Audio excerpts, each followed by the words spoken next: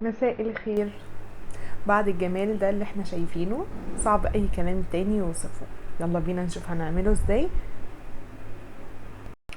كل اللي هحتاجه كوباية الا ربع من السكر.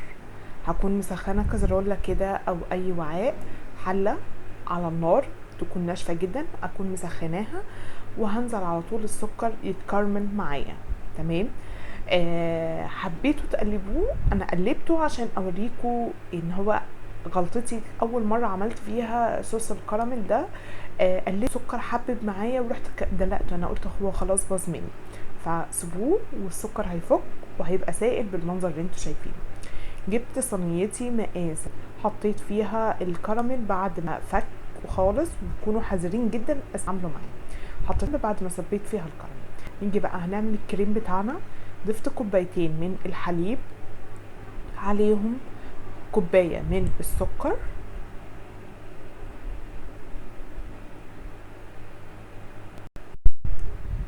وكمان هضيف معلقتين كبار من الكاستر البودر. تمام. هضيف معلقتين كبار منه، وهبتدي اشغل البوتاجاز او اللهب بتاعتنا على نار اقل من المتوسطة. تمام. مضرب سلك او معلقة اسباتيولا ايا كان. هبتدي اقلب المكونات دي على نار هادية اقل من متوسطة لغاية ما كلهم يختلطوا ببعض ويبتدي الخليط بتاعي يتماسك. اول ما ابتدي الاقيه تخن او يبتدي يتماسك هطفي عليه النار على طول. هو ده القوام بتاعه، عايزاه بالمنظر ده.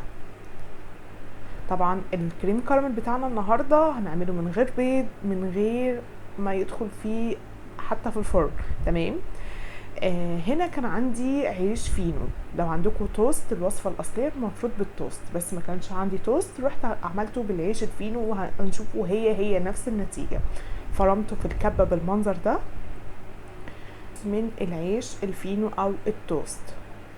تمام. بعد ما طفيت النار على الكريم بتاعنا كده، هبتدي انزل بالعيش بتاعي شويه شويه على 3 مرات، اتاكد ان هو خلاص السخونه يعني شربت العيش او بليته كده وبقى مفيش اي اثر للعيش. هبتدي اضيف المره اللي بعدها واقلب بالمنظر ده. عشان كده بقول لكم بعد ما تطفي النار ويكون خلاص وصلنا للقوام السميك بتاعنا، نطفي النار ونحط العيش بتاعنا. طبعا هكون برضو على جنب ميه حوالي لتر الا ربع من الميه. هنا هجيب الصينيه بتاعتي، طبعا بعد ما ضفنا صوص الكريم بتاعنا، الكراميل قصدي، اضيف الكريم بتاعنا بعد ما قلبته كله وخلصت كميه العيش بتاعنا. هضيفه كده وهبتدي اساوي السطح. هجيب بقى في حله تكون الصينيه دي هتدخل فيها. تمام.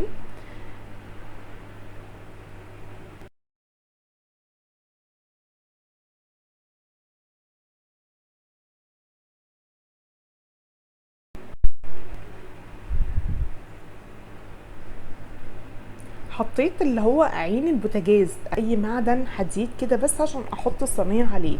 عندكم معدن حديد حاجه غير عين البوتاجاز؟ تمام. انا اتصرفت وحطيت عين البوتاجاز. تمام. وضفت لتر الا ربع من الميه المغليه وحطيت الصينيه كده. هغطي الحله وعلى نار هاديه جدا، هسيبها حوالي نص ساعه والحله متغطيه وعلى نار هاديه جدا. بعد نص ساعه هسيبها ساعه تاني في التلاجة، وبعد الساعه هبتدي اقلبها بالمنظر اللي انتوا شايفينه ده. متنسوش تحففوا بس يعني بطرف السكينه تمشوها في جوانب الصينيه عشان تتاكدوا ان هي تنزل قطعه واحده. شايفين؟ جميله جدا جدا جدا جدا. اقتصاديه جدا جدا جدا جدا. حاجه حلوه من ما فيش بصراحه، ما فيش نهائي. تقدروا تستبدلوا العيش بكوبايه الا ربع من دقيق السيمولينا، او كوبايه كمان، من كوبايه الا ربع لكوبايه من دقيق السيمولينا اللي هو دقيق السميد اللي هو دقيق البسبوسه. شايفين؟ نفس كريم الكراميل بالظبط. يعني بجد اللي هيدوقه كأنه بياكل كريم كراميل بالبيض. وصفة أساسية جدا. ده كان فيديو وصفة النهاردة. أتمنى الفيديو يكون نال إعجابكم. أتمنى ما تنسوش تعملوا لايك للفيديو، واللي بيشوفني لأول مرة منساش يعمل اشتراك للقناة ويفعل زر الجرس على الكل عشان نشوف باقي وصفاتي الجاية إن شاء الله. واستنوني الفيديو وصفات جديدة جدا قريب جدا إن شاء الله. مع السلامة.